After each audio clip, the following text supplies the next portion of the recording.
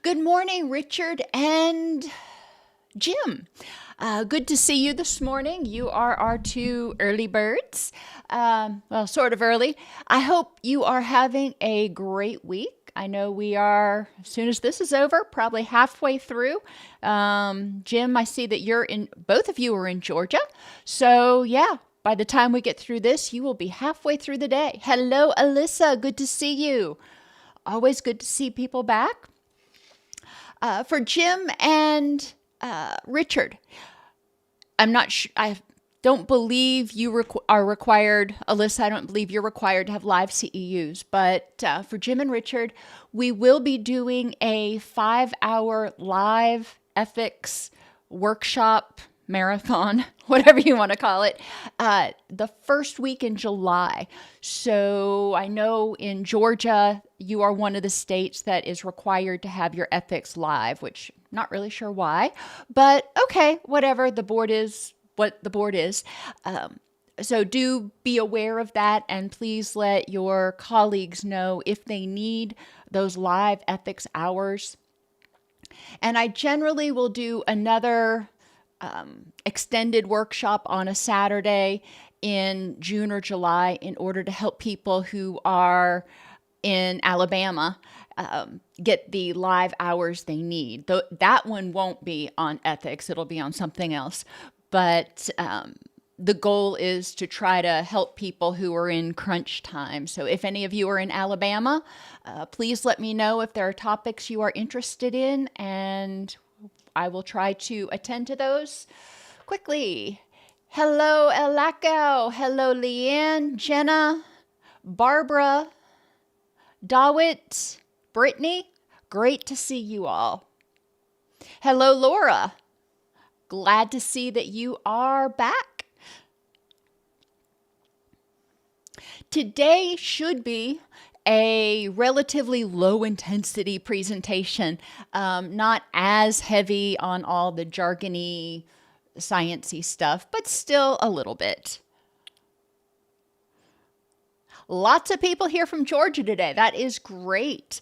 Love to see our Georgia neighbors.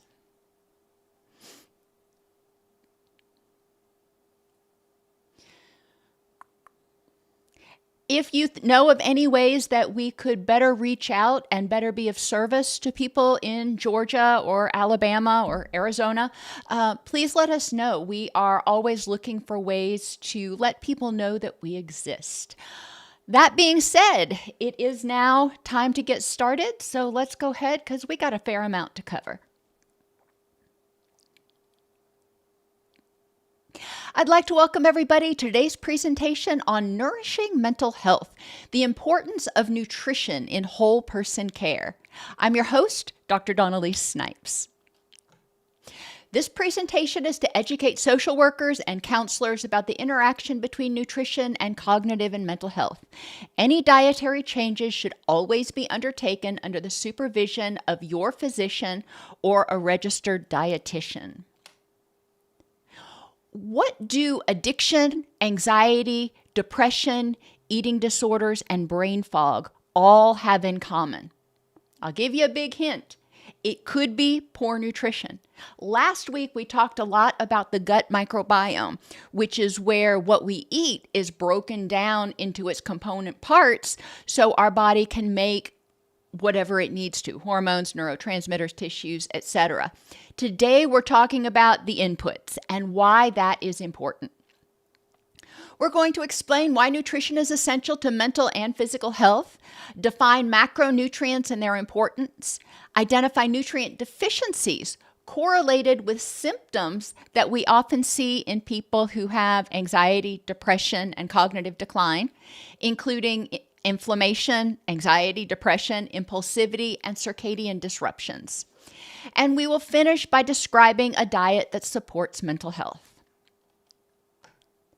What you eat makes the building blocks for the hormones, neurotransmitters, neurogenesis, tissue repair, and more. Everything that goes on inside that body is somehow tied to what you eat. Your body is, I believe, 80% water. So if you're dehydrated, guess what? That's going to make it harder for your body to function. If you are malnourished, it's going to make it harder for the body to function. I mean, think about if you're working in a factory and you're putting together this thing, and one of the pieces that you need in order to put together that thing just isn't there. It's on back order. Well, what does that do to your productivity? What does that do to your ability to create that thing? It puts it hard stop. Our body is able to a certain extent, draw some of the nutrients it needs from itself. But we really don't want our body parasitizing the nutrients and muscles and everything that are already there if it doesn't have to. We want to make sure that we are keeping a steady supply going. When the body factory is not receiving enough raw materials, the brain registers it as a stressor. Just like in a factory, the CEO and the COO are going to see productivity numbers dropping. They're going to see the fact that they're not able to fulfill their orders and their customers are getting upset. None of that is good. That's a stressor. We learned last week that when we experience stress, our brain secretes cortisol and other stress hormones that actually permeate into the gut and change the gut microbiome, which contribute to inflammation, anxiety, depression, and circadian disruptions. Additionally, when the body factory is not receiving enough raw materials, it becomes unable to feed those helpful microbiota in your gut, which means the workers are going to die off or go on strike or whatever analogy you want to use. Therefore, it becomes more difficult, even if you do have the inputs coming in, even if you do have the raw materials. If the microbiome is disrupted because you quit paying the workers, you're still not going to be able to make the product to the extent that you need to. Processed foods, refined sugars, saturated fats, and low fiber all create dysbiosis or a disruption in that microbiome, leading to a reduction in short-chain fatty acids. Remember, last week we learned about SCFAs. They provide energy to the cells, and they are anti-inflammatory in nature. They go in there after we're stressed. The SCFAs go in and say, all right, y'all calm down. And it calms down the stress in the gut to promote healing. We see altered tryptophan metabolism. What does our body make from tryptophan? Among other things, serotonin. 90% of the serotonin is made in our gut. And when our gut can't make serotonin, either because it's dysbiotic or because it's not getting the inputs, we've got a problem. We see increased inflammation and neuroinflammation because of the reduction in the short-chain fatty acids, because of the reduction in the good microbes, and because of the increase in stress and increase in stress hormones circulating throughout the body. And we see exaggerated, I don't like that word, but I was trying to find a different one and just couldn't, exaggerated cortisol responses, which means that when a person experiences stress, their body goes from 0 to 250 like that, dysregulation. And I don't like the word exaggerated because it sounds pejorative to the person who's experiencing it. However, we're talking about the neurochemical response in our body. The creation of neurotransmitters in tissues requires a combination of many vitamins and amino acids. You can eat tryptophan until the cows come home, but if you don't have the cofactors, you're going to have a problem. This is just one example. We ingest a protein, and tryptophan is an amino acid. It's part of proteins. So tryptophan is extracted from the food. Calcium, vitamin B3, vitamin B9, copper, and other nutrients are required to convert it from tryptophan, the big molecule, to 5-HTP. And then vitamin C, magnesium, and zinc are required to convert 5-HTP to serotonin. And then magnesium and zinc are required to convert it down to N-acetylserotonin, which then require vitamin B12 and B9 to convert it to melatonin. If any of these nutrients is deficient, it is going to slow, inhibit, or maybe flat out stop the process. For example, if somebody has no magnesium, which I don't think is even possible, but we'll just hypothesize, this chemical reaction can't take place. Therefore, we want to pay attention. And most of us are not registered dietitians. And I am huge on the ethics of this. We are not registered dietitians. We cannot tell people to take a supplement or stop taking a supplement or prescribe changes in their diet. We can educate them about how certain nutrients may be impacting their mood, but we cannot prescribe changes in their eating. If they want to change their diet or consider supplementation or something, they need to do it through their doctor, ARNP, or registered dietitian. Registered dietitians are not nutritionists.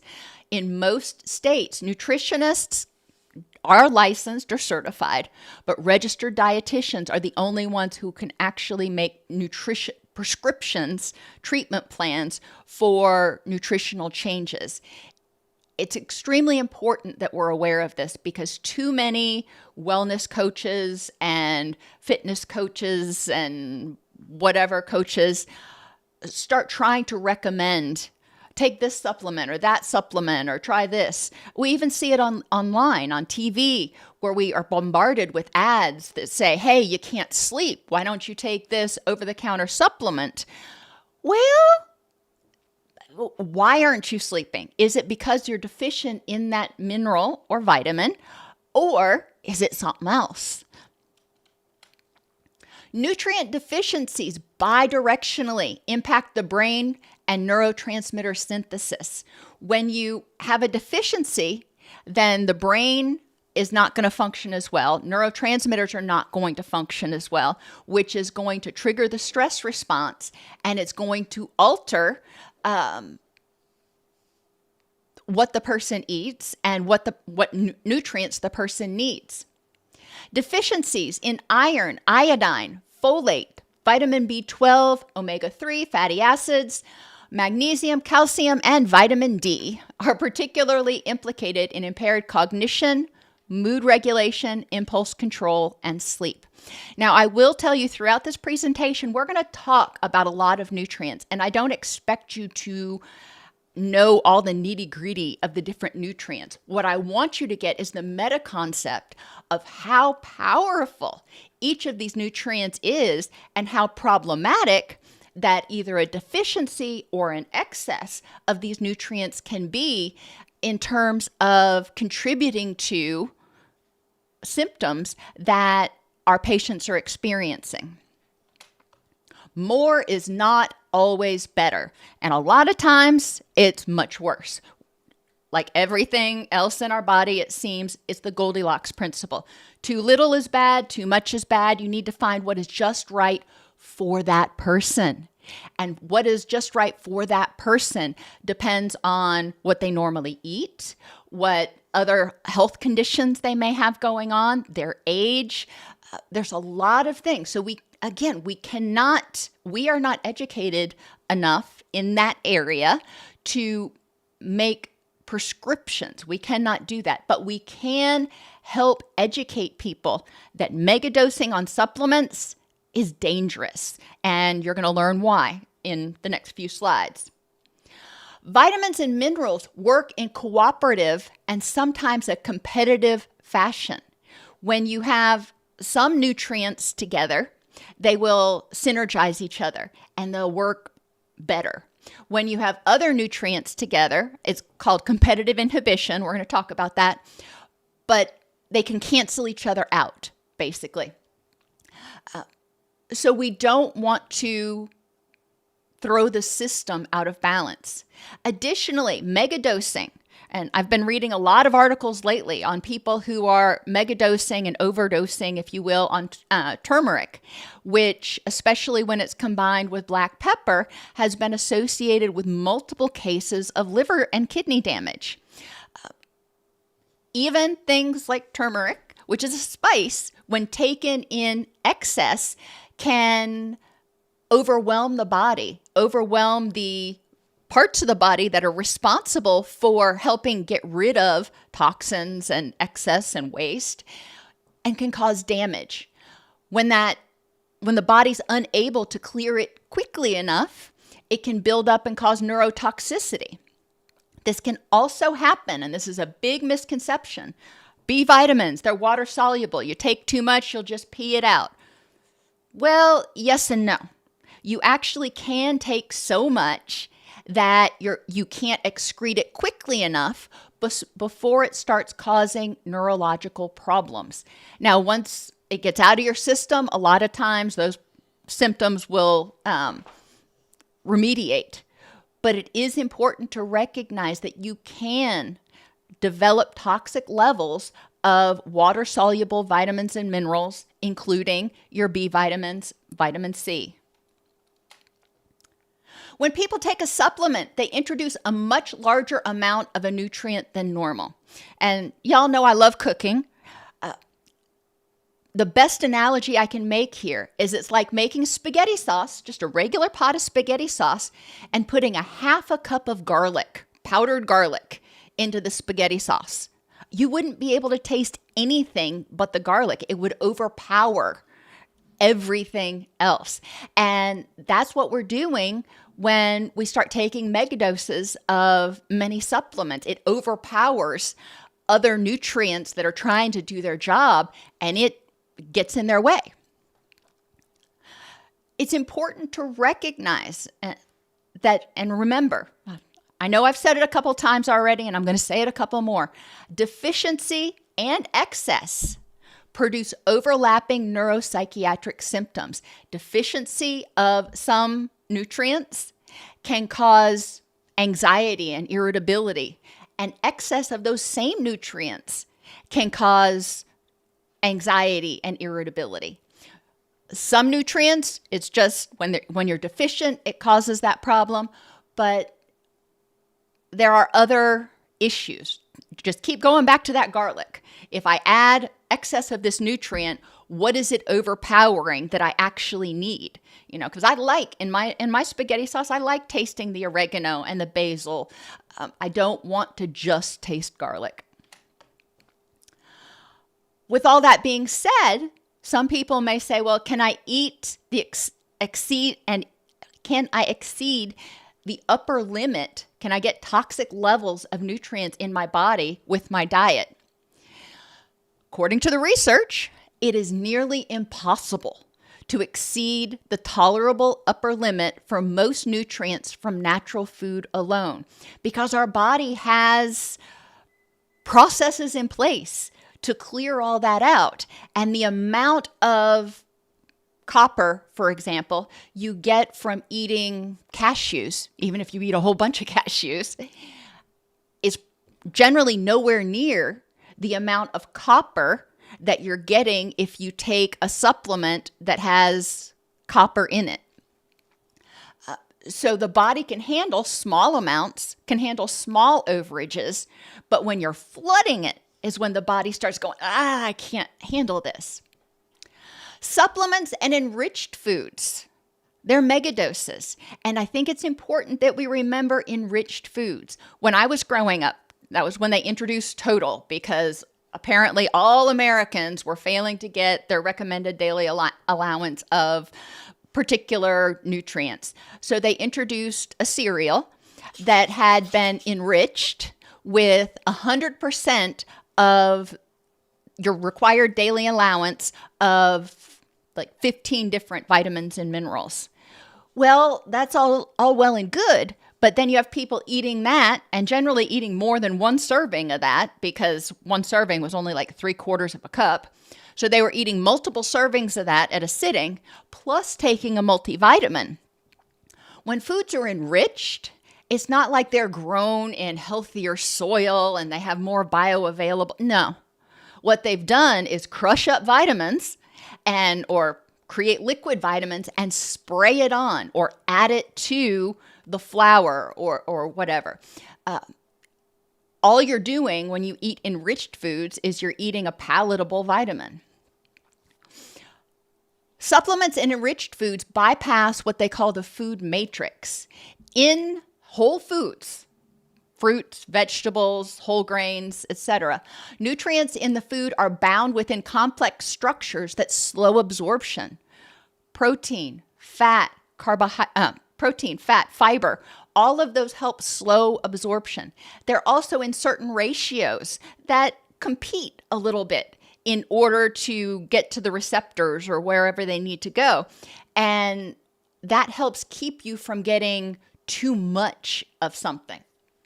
Supplements and enriched foods deliver nutrients in isolated, highly bioavailable forms. There is nothing saying, all right, put on the brakes, let's just trickle this out.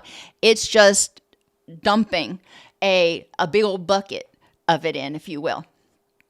This overwhelms the natural regulatory system, or the thermostat, if you will, for those vitamins and minerals. Normally, our body notices if our calcium levels are starting to get a little too high. Well, then a system kicks in and starts excreting more calcium, and vice versa. But when you overwhelm it, the thermostat can't respond, and it doesn't know what to do with it. Additionally, multivitamins don't contain enough of certain minerals. Again, when I was growing up, back in the day, it was recommended that everybody take a multivitamin. That's not recommended now.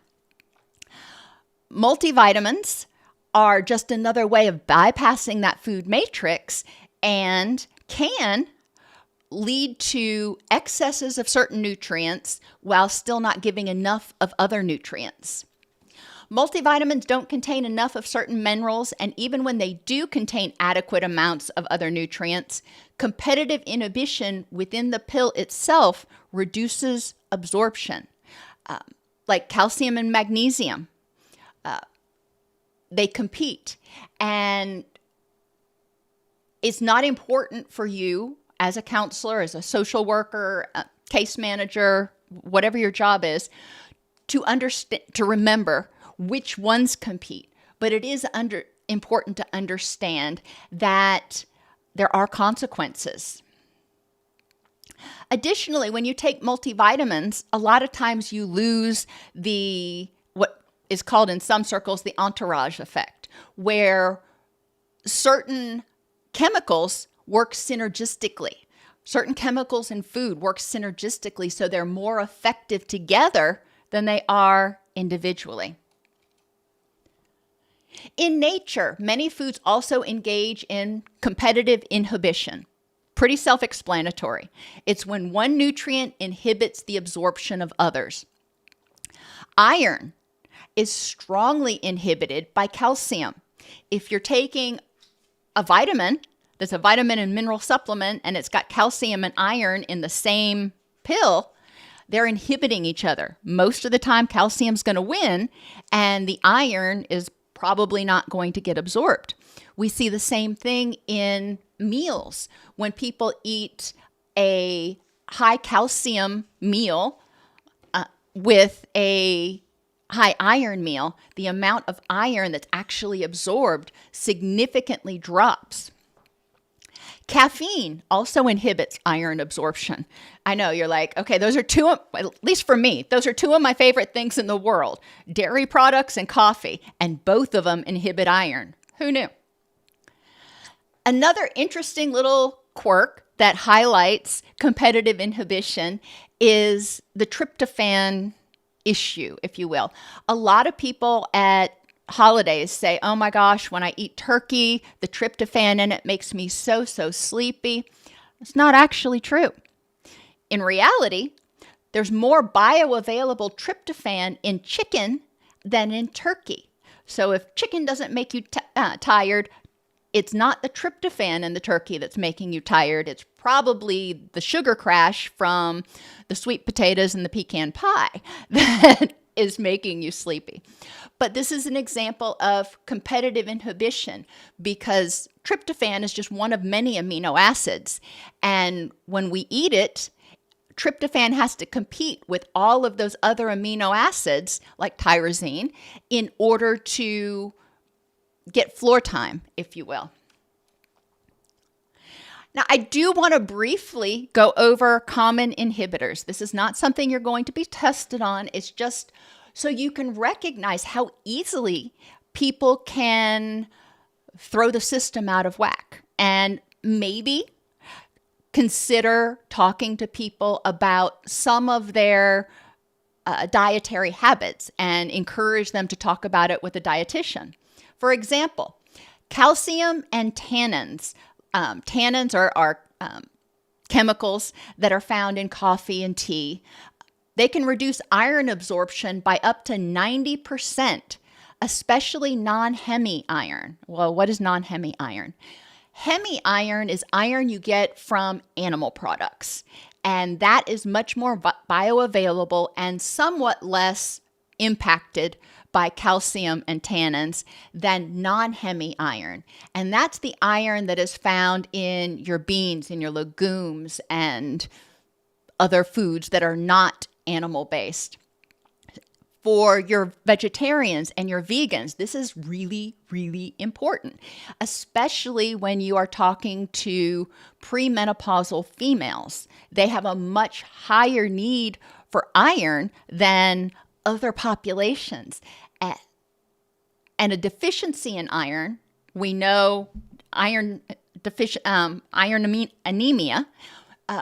If we don't have enough iron in our system, we're not getting oxygen through the body nearly as effectively. Now, iron does a lot of things, but that's just one example that everybody's familiar with. If your iron's low, your energy may be really low. Well, why? Because you're not getting oxygenation.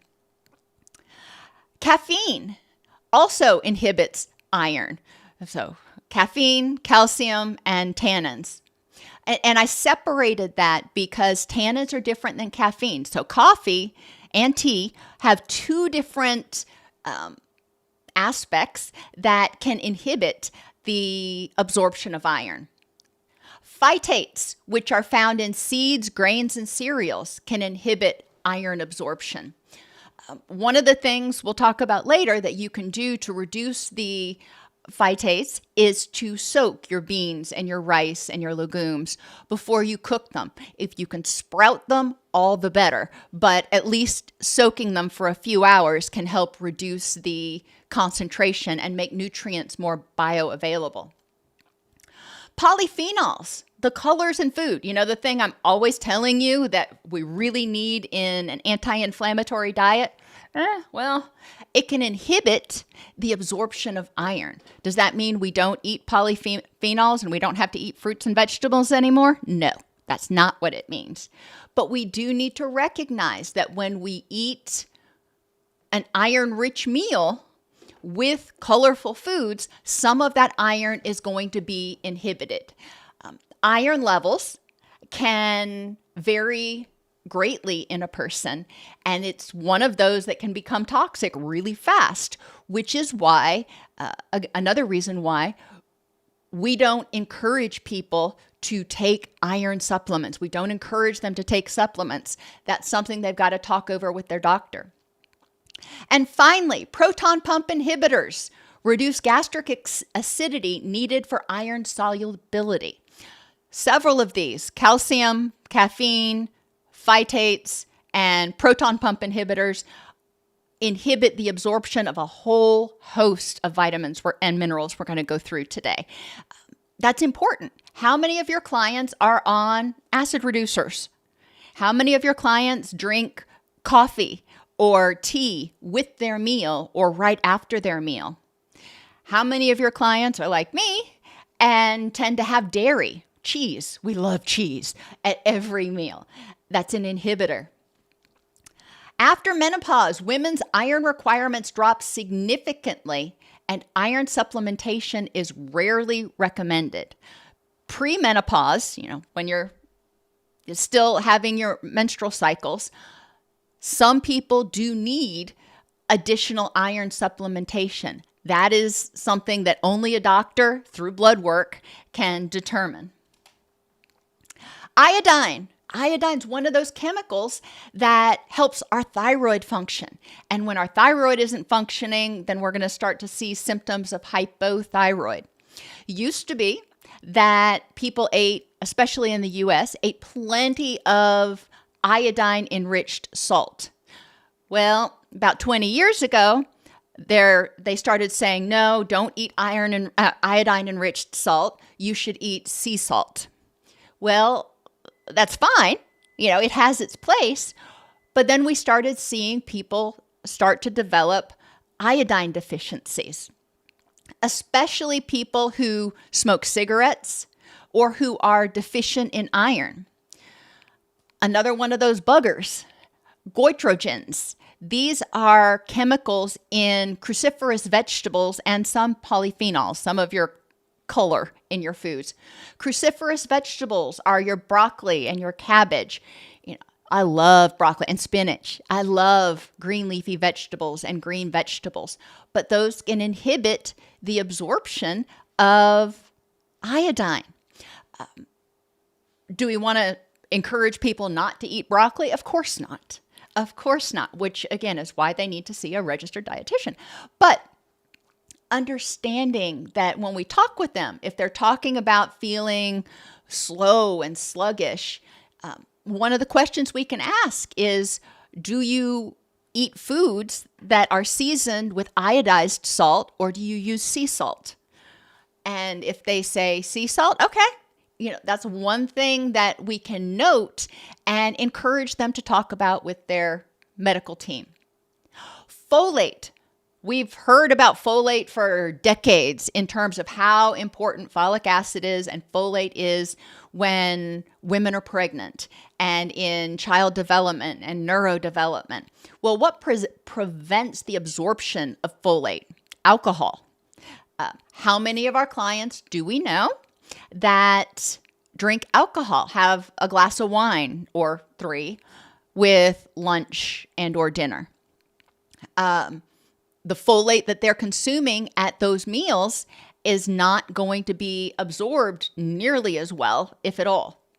Anticonvulsants, your barbiturates. This is not true of benzos, just only barbiturates inhibit the absorption of folate.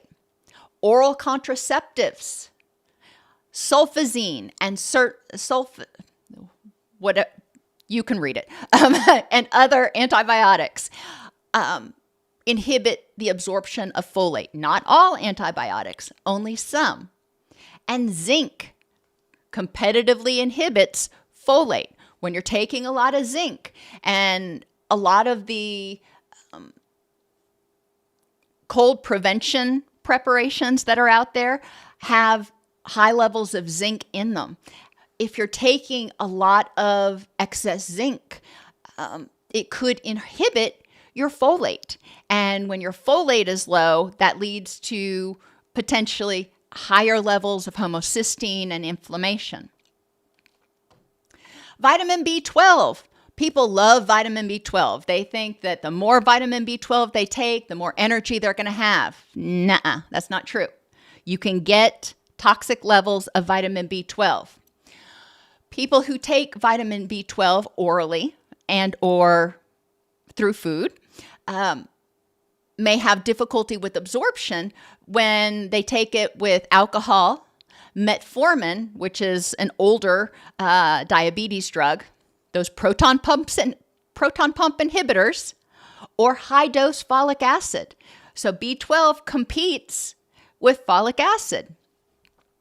Your omega-3 fatty acids are really helpful as an anti-inflammatory, but if they're eaten they're almost always eaten in combination with omega-6s. But if your omega-6 ratio is too high, then the omega-3s will have difficulty doing their job. And alcohol also inhibits the absorption of omega-3s. Vitamin D, we've talked about repeatedly in terms of its impact on mood and serotonin. It's inhibited by alcohol, obesity, anticonvulsants, those barbiturates again, liver or kidney disease. Glucocorticoids. This includes prednisone, which some people have to take occasionally. Some people are on consistently for inflammation or autoimmune issues, but also chronic stress. Cortisol is a glucocorticoid. If your cortisol levels are consistently high, it's consistently going to impair or inhibit the absorption of vitamin D. And I know I skipped over aging because I wanted to talk about that one for a second. As we age, a lot of times we spend less time outside, so we have less access to that. Our diet changes. Our gut's ability to absorb vitamin D decreases, and our skin's ability to produce vitamin D from the sunlight decreases as the skin thins. There are multiple reasons why people who are aging often struggle with low vitamin D. Magnesium is inhibited by alcohol, caffeine, excess sodium, phosphoric acid, which is found in sodas. Oh gosh, I didn't like it when I found that one out because that's another one of those that, I drink too much soda. Proton pump inhibitors and calcium with phosphate all inhibit the absorption of magnesium. Now, what do we see a lot of times in supplements that are supposed to help you sleep and relax? Magnesium. But more is not always better. There's a lot of stuff that inhibits calcium. Magnesium and zinc are two nutrients that inhibit calcium absorption. So if you're seeing a multivitamin that has calcium, magnesium, and zinc in it, at least one, if not more of those, is not going to be effectively used by the body.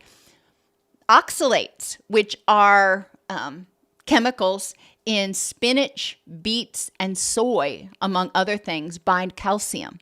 That's one of the things I used to raise Angora rabbits. And that's one of the things you have to be conscious of with rabbits, like constantly, that their oxalate level doesn't get too high. And when it does, their urine turns like this milky white color because the calcium's just coming straight out. Phytates, we already talked about. Phytates are chemicals that block a lot of different nutrient absorption. So using flour made from sprouted grains, if possible, great. Soaking your grains and rinsing them before cooking, that's great too. Caffeine and excess sodium inhibit calcium absorption, as do proton pump inhibitors, glucocorticoids, and alcohol. If you go back over this list after class, you'll find that in large part, there's only about 8 or 10 things that inhibit virtually every nutrient we're talking about. And then each one has its own little quirks. Many sleep and relaxation supplements combine calcium and magnesium.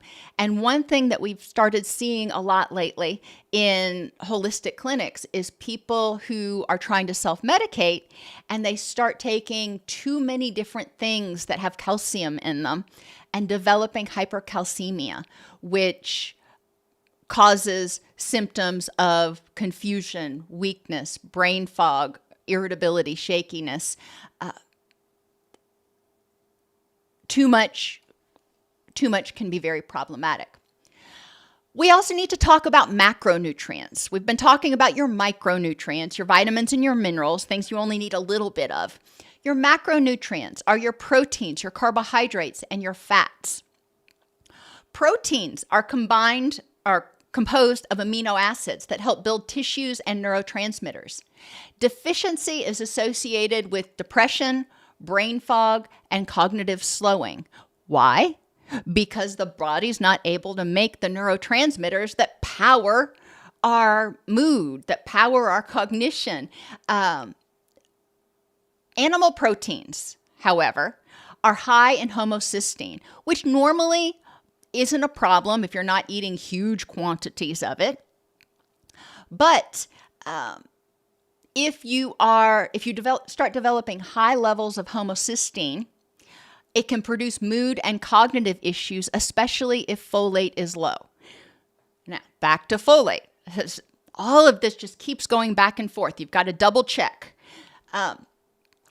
16 to 25% of adults or of people have a MTHFR mutation, which means they are not able to effectively process and absorb folate. So 16 to 25% of people may have a natural folate deficiency that needs to be addressed. If they're also eating high levels of animal proteins, then that means their homocysteine levels are probably going to go way high, and that may be impacting their mood and cognitive functioning. Being aware means that we can advocate. We can educate so patients can advocate for themselves. Carbohydrates and fats are required compared to your calcium and iron in large amounts to provide energy through the form of calories, and vitamins and minerals for hormone, tissue, and neurotransmitter synthesis. Your carbohydrates are found in your vegetables. They're found in some of your dairy products. They're found in your grains and your legumes. But grains and legumes and nuts have carbohydrates in them, but they also have essential nutrients that are not found necessarily in animal products, which is why we need everything. We need that food pyramid, whatever that looks like now.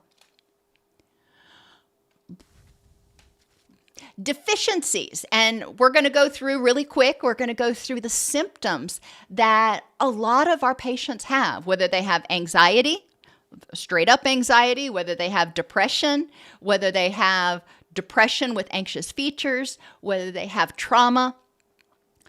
All of those people, cognitive decline, all of those people, almost all, usually have some level of inflammation and systemic inflammation. Deficiencies that can cause inflammation include vitamin D deficiency, omega-3 fatty acids, magnesium, zinc, selenium, vitamin C, vitamin A, vitamin B6, and vitamin B12. Excesses in a lot of these can build up in the system, trigger the stress response, and trigger inflammation.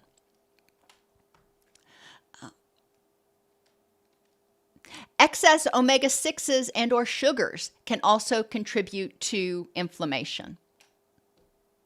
Anxiety, just symptoms of anxiety, anxious feeling, not necessarily all of the things in the DSM-4, but that feeling of being anxious. There are certain nutrients that are bimodal. Too little or too much can cause people to feel anxious. Iron, selenium, folate, and copper fall in that realm where too little or too much can cause anxiety. Calcium, sodium, and manganese, when people have too much of that, it can cause anxiety. And when people have too little D, magnesium, omega-3, B vitamins, or zinc, they may feel anxious. Depression, same way. Certain nutrients like iron, copper, selenium, folate, vitamin A, and B6 will cause depressive symptoms when the person is either deficient or has an excess. Interesting to know. If they're taking lots of vitamins, supplements, etc., maybe they need to take a look at what they're taking. One interesting thing, I love Brazil nuts. Oh my gosh, I love Brazil nuts. But one Brazil nut has 400% of your recommended daily allowance of selenium. If you have somebody who loves Brazil nuts and they're eating multiple Brazil nuts a day, those are the nuts and mixed nuts that kind of look like bananas, it could be contributing to symptoms. Now, generally, again, through diet, the body self-corrects. And people a lot of times report if they eat too many Brazil nuts, they feel really nauseous. Well, that's the body getting rid of the toxin. Excess calcium, sodium, omega-6, or manganese can increase feelings of depression. And deficiencies in B12, vitamin D, magnesium, zinc, omega-3, and potassium can increase feelings of depression. Vitamin B12 is that one that helps your body metabolize energy, basically, which is why a lot of people think, oh, I feel down, I feel fatigued, I just need to go get a B12 shot. Not necessarily. There could be a lot of other things that are contributing to fatigue. The B12 may give you a brief pick-me-up, but what's causing the B12 deficiency would be my bigger question. Brain fog is bimodal. Too much iron, copper, folate, or manganese can cause brain fog. So this is really interesting. Folic acid, which is a B vitamin, comes up as causing symptoms when people have too much or a deficiency. And we know that 16 to 25% of the population has a MTHFR mutation, which means 16 to 25% of the population may have a folate deficiency. Sodium, simple carbohydrates, and sugars and saturated fat can increase brain fog, mainly because they increase inflammation. And deficiencies, B vitamins, including thiamine, vitamin D, E, omega-3s, zinc, iodine, and selenium. Again, I'm not expecting you to remember all of these, but I want you to recognize the power of vitamins and minerals and healthy nutrition. Circadian and sleep disruptions can be bimodal, too much or too little B12 or copper. Excess sodium, especially if there's high sodium, low potassium. Saturated fat, simple carbohydrates, and caffeine, well, that's a no-brainer, can negatively impact circadian rhythms. Deficiencies in calcium, vitamin D, magnesium, iron, zinc, A, folate, tryptophan, potassium, and selenium can all contribute to circadian and sleep disruptions. Now think about that table that I showed you in the I think that was the fourth slide. Most of those nutrients that are listed under deficiency are required in order to break down tryptophan, to make 5-HTP, to make serotonin, to make melatonin. If we don't have adequate melatonin, guess what? Our sleep's going to be screwed up. Fatigue. We see fatigue when people have anemia, B12 anemia, iron anemia, when their vitamin D is low, and when their calcium is low. People with excess vitamin A or niacin may also feel fatigued. Now, interestingly, niacin can also contribute in excess to people feeling anxious and flushing, which can trigger anxiety and panic in some people. Deficiencies. Again, we're going back to a lot of the nutrients that are needed to make serotonin, among other things. Iodine contributes to fatigue because it impairs the thyroid system. B vitamins, with the exception of B12, may contribute to fatigue. Magnesium, zinc, selenium, vitamin C, potassium, sodium, L-carnitine, omega-3, and complete proteins. Special considerations, ketogenic diets. So people who significantly reduce their carbohydrate intake. Generally, people on ketogenic diets only eat about 40 grams, sometimes 60 grams on the high end of carbohydrates per day. That's not much. If you look at the labels on the food that you eat, you'll see that it is really easy to get up to 40 grams of carbohydrates in a single meal. Ketogenic diets are associated with reduced intake of thiamine, folate, magnesium, calcium, iron, iodine, and potassium.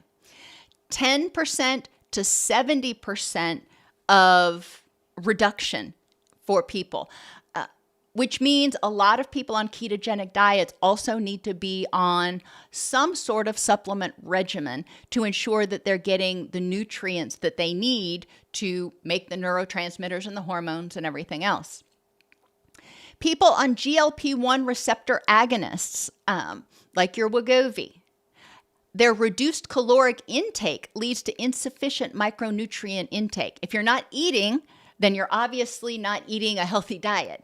And a lot of people that are on GLP-1s are only eating 1,200, maybe 1,400 calories a day.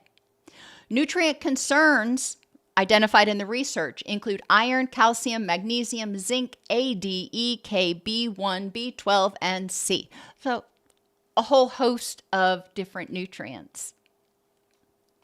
People with celiac disease and Crohn's disease, they're not the same.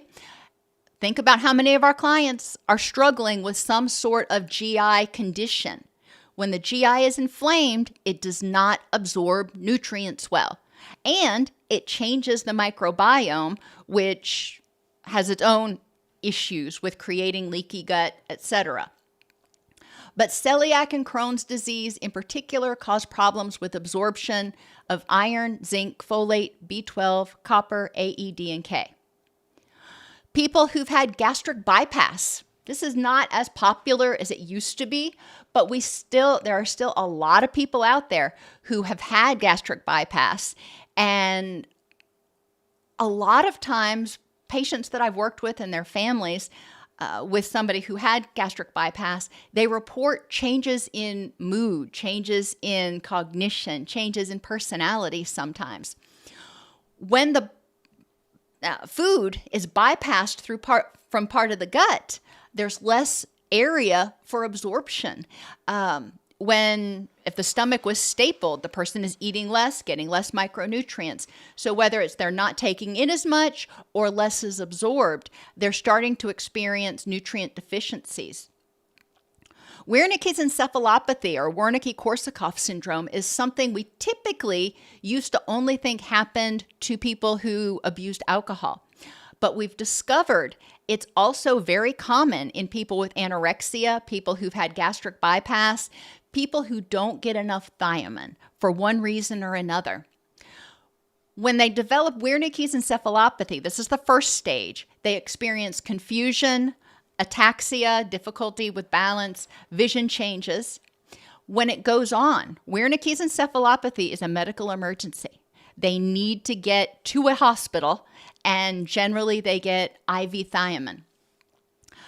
When it's not treated, it can become chronic and irreversible, and it's called Korsakoff syndrome or Korsakoff psychosis that's characterized by severe memory loss, confabulation, among other things. We see people back, again, in the 90s, it used to be called alcoholic dementia because we'd see these symptoms and they'd persisted for so long and the person had been thiamine deficient for so long, it was irreversible. People who are vegans have nutrients of concern, including B12, which is only found in animal products, riboflavin, niacin, calcium, iodine, zinc, selenium, their omega-3s, and their vitamin D. Now, I put protein on here with 2 asterisks. Is it possible to eat a completely healthy vegan diet? Yes, but it takes planning because most of the proteins in a vegan diet are incomplete proteins, which means they don't have all of the essential amino acids, which means you have to combine foods in order to get the essential amino acids. It's possible. And I know a lot of people who are vegan who go to great lengths to make sure that they're getting enough complete protein. But a lot of people who just undertake it as an ethical issue don't realize that even if they're getting 80 grams of protein a day, if they're not getting it from the right combinations of foods, their body may still be missing out on particular amino acids it needs to create certain hormones and neurotransmitters. Interestingly with vegans, though, They often have higher levels than the omnivorous population. They often have higher levels of vitamin A, B1, B6, C, E, iron, phosphorus, magnesium, copper, and folate. Just interesting. Again, I don't want to pathologize vegan diets. It's a very respectable choice. However, it requires some planning. Food synergy, or the entourage effect, means that compounds work better together than in isolation. Consuming whole fruits or vegetables, whole grains, consistently show enhanced effects compared to consuming individual dietary supplements from those same foods. If you're eating something that's high, a grain, a whole grain that's high in multiple B vitamins, that's wonderful. They are going to work together more effectively than if you take a couple of different B vitamin supplements, because they're not in the same ratio. They're not in the same proportion in the supplements. And you're probably not going to take all of them, or you're going to be missing some of the cofactors and coenzymes that are present in the whole food. 5 mechanisms of food synergy. I just thought this was interesting. When we eat foods that have a full complement of vitamins and minerals, there's enhanced bioavailability. One compound increases the absorption of another. For example, your fat-soluble vitamins like A, E, D, and K require fat. If you're eating it in, with whole milk yogurt, for example, you are getting the fat that's needed. Or in some of the dishes that we have, maybe it's not all in one particular food, but it's in a dish, like when you make lasagna. Vitamin C enhances the absorption of iron and can help undo or uninhibit the iron absorption that is caused by the presence of calcium and caffeine. Increased antioxidant availability is also seen when we eat whole foods because the combinations potentiate each other, providing broader protection. In my morning smoothie, I have beetroot powder, I have wheatgrass, I have stinging nettle, I have spinach powder, I have blueberry powder, pomegranate powder.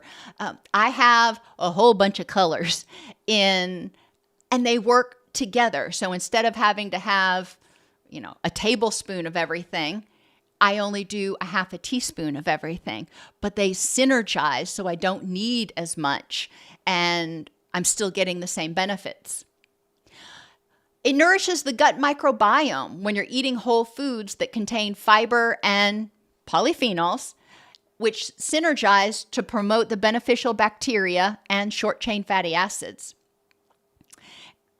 Some foods work in synergy and target the same signaling pathway. So it's a 1-2 punch to the same signaling like the inflammatory pathway. Other foods target different signaling pathways. So they may target GABA production as well as inflammation as well as something else in order to try to reduce the stress response in the system. 5 P's and an S for eating for mental health.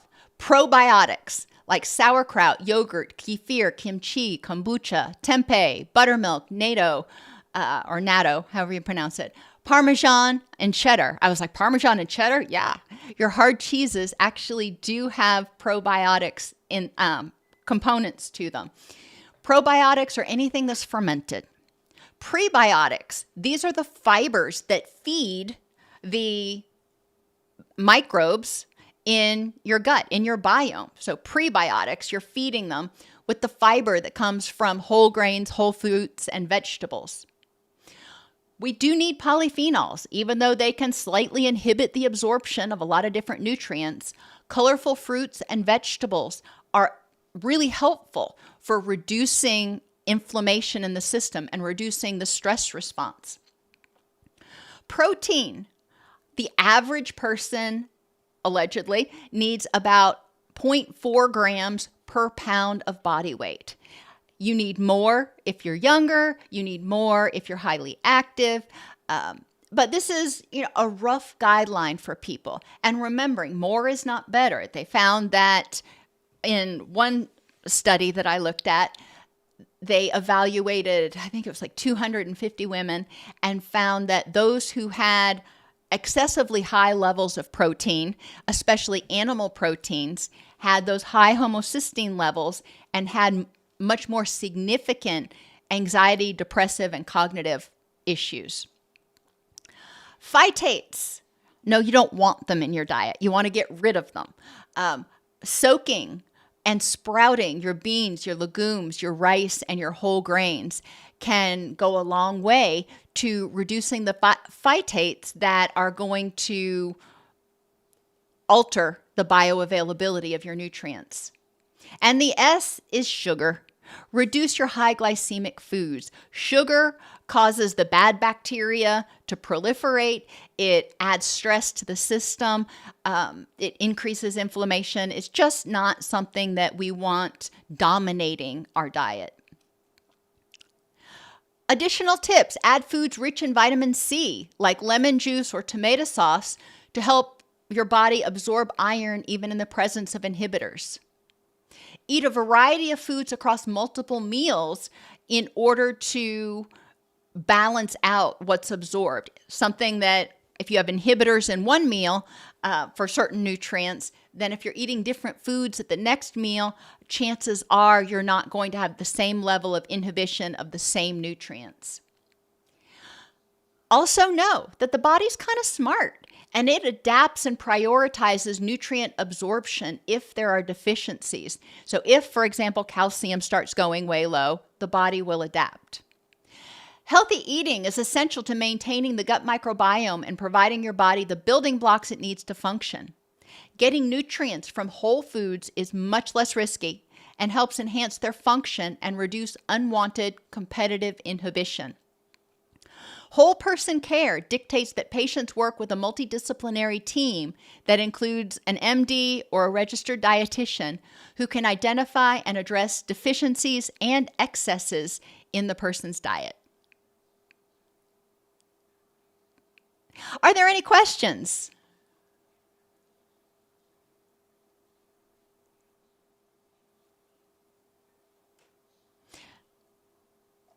And you're right, Lyron Tiger. And that's why I pointed out, being a vegan, living on exclusively fruits and vegetables, is a very valid choice, but it takes planning. Same thing if you are on a ketogenic or a carnivorous diet. You're not getting all the nutrients that your body needs, so it requires some planning and a lot of times some supplementation, which is why a registered dietitian can be so helpful. It's also why people who radically change their diet all of a sudden may also experience significant changes in mood, irritability, sleep, at least for a short period. But if the change they make causes them to not get enough micro or macronutrients, then that change may be persistent until they address the deficiency.